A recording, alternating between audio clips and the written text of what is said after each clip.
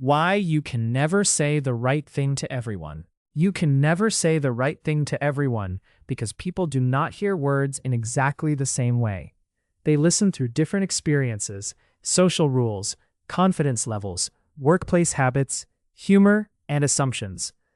Careful words can sound respectful to one person and pretentious to another. Simple words can feel warm to one listener and patronizing to someone else. That does not mean communication has failed. It means good communication is not about finding a perfect sentence nobody can criticize. It is about giving your message the best chance of being understood, while accepting that you cannot control every interpretation. The goal is not to sound impressive, formal, or impossible to criticize. The goal is to sound clear, respectful, human, and useful for the situation in front of you. Everyone hears through their own filter. Have you ever walked away from a conversation wondering what just happened?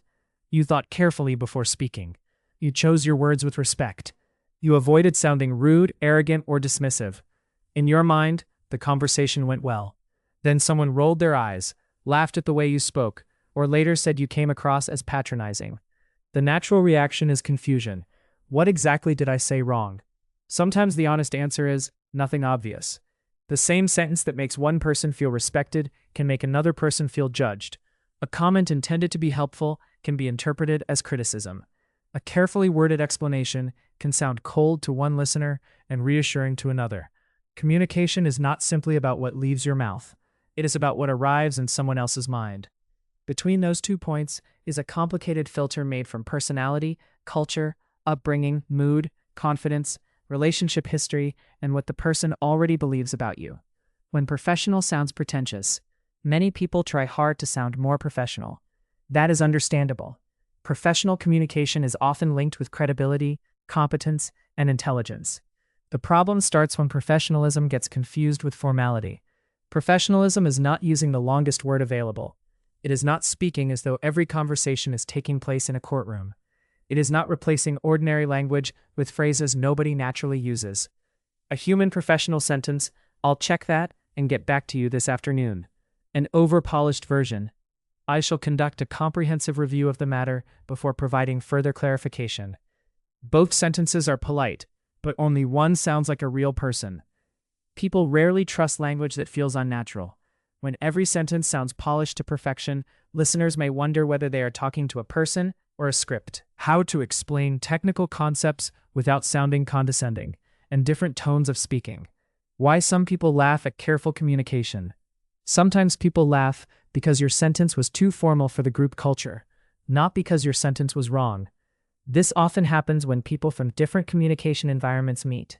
Some workplaces encourage thoughtful language, careful explanations, and respectful disagreement. Others run on sarcasm, teasing, blunt comments, and quick replies. If everyone normally speaks with jokes and you say, "I want to make sure I explain this respectfully," someone may smile and call you dramatic or overly formal. That can feel unfair. You were trying not to upset anyone, yet the careful wording itself became the thing people joked about. The lesson is not that you should become rude. The lesson is that respectful communication still needs to sound natural in the environment you are in. The trap of making assumptions about listeners. Perhaps the biggest communication mistake is speaking to the version of someone that exists inside your head, instead of the real person in front of you. Someone looks young, so you simplify everything. Someone has an impressive job title, so you fill your sentences with technical language. Someone speaks with an accent, so you assume they need basic explanations. Someone dresses casually, so you lower your expectations. These decisions can happen in seconds, and sometimes they quietly damage the conversation before it has even begun. Condescension often begins not with obvious arrogance, but with assumptions. A better approach is to let people decide how much information they want. Instead of deciding for them, invite them in. "I'll give you the short version first, and if you'd like more detail, we can go through it together." The middle ground most people miss. Good communicators adapt, but they do not become different people in every room. There is a difference between being flexible and trying to be everything to everyone. Many communication problems come from swinging between two extremes. On one side are people who say exactly what they think, however it comes out. On the other side are people who overthink every sentence. until their speech becomes hesitant, overly formal, or hard to follow. The strongest communicators sit somewhere in the middle. They speak clearly enough to be understood, politely enough to build trust, and naturally enough to sound genuine. Use simple language before technical language. Stay warm without becoming vague. Be firm when the situation requires it. Avoid assuming what the listener can or cannot understand. Adjust the level of detail after you see what the person needs. Context changes everything. Imagine saying, "Let's take another look at this." To a colleague reviewing a report, it may sound collaborative. To someone who has just failed an exam, it may sound encouraging. To someone already feeling criticized, it may sound like another reminder that they got something wrong. The words are identical, but the emotional meaning changes because the context changes. This is why experienced communicators pay attention to more than vocabulary.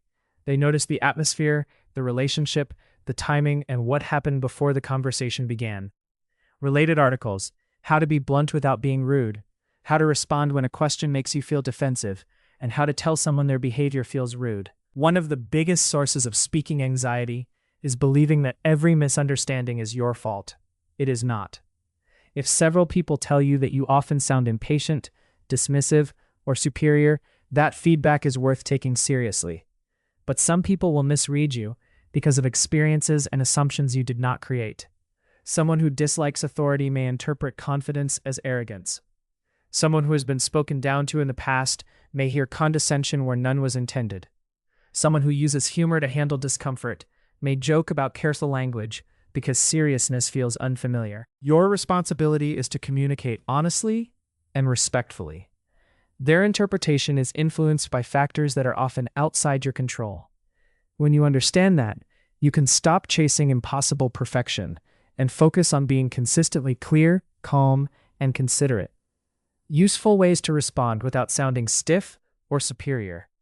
When someone may feel talked down to. Situation: You need to explain something, but you do not know how much the other person already understands. Less effective: Do not worry, I will explain it in a way you can understand. Better: I will start with the short version first. If you want more detail, we can go through it together. Why this works: It avoids assuming the listener is incapable. It gives the listener choice instead of silently lowering your expectations. It keeps the explanation simple without sounding superior. When people mock your careful wording. Situation: You try to speak respectfully in a group that normally uses sarcasm and teasing. Less effective: I am just being professional. Maybe you should try it. Better: Fair enough, that sounded formal. What I mean is, I want to handle this properly. Why this works: It does not become defensive. It relaxes the wording without abandoning the message. It keeps the conversation moving instead of turning the joke into a fight. When you need to be firm but still human. Situation: A decision cannot be changed, but you still want the other person to feel respected. Less effective: As previously stated, this is not acceptable. Better: I need to be clear on this. We cannot do it that way. Here's what we can do instead. Why this works: It is direct without sounding cold. It explains the limit and offers a next step. It sounds like a person solving a problem, not a script reading a policy. When your words land the wrong way. Situation: Someone reacts as if you were criticizing them, even though that was not your intention. Less effective: That is not what I said. You are taking it the wrong way. Better: I do not think that came across the way I intended. Let me explain what I meant. Why this works: It reduces defensiveness instead of accusing the listener. It gives you a chance to repair the meaning. It shows responsibility for clarity without accepting blame for every interpretation. Practice with Spekero. Reading about communication is useful, but real improvement comes through practice. Record yourself explaining a difficult idea in 2 versions. One overly formal and one simple, warm, and direct. Listen back and notice which version sounds clearer, more human, and easier to trust. Final thoughts. You will never say the right thing to everyone, because everyone is listening from a different place. Some people value precision. Others value warmth. Some appreciate directness. Others need reassurance before they can hear difficult feedback. Trying to satisfy every listener is an impossible goal. Speak clearly. Stay respectful. Be willing to adjust when the situation calls for it. But do not abandon your own personality simply to avoid criticism. Communication is not about finding words nobody can criticize. It is about choosing words you can still stand by when the conversation is over.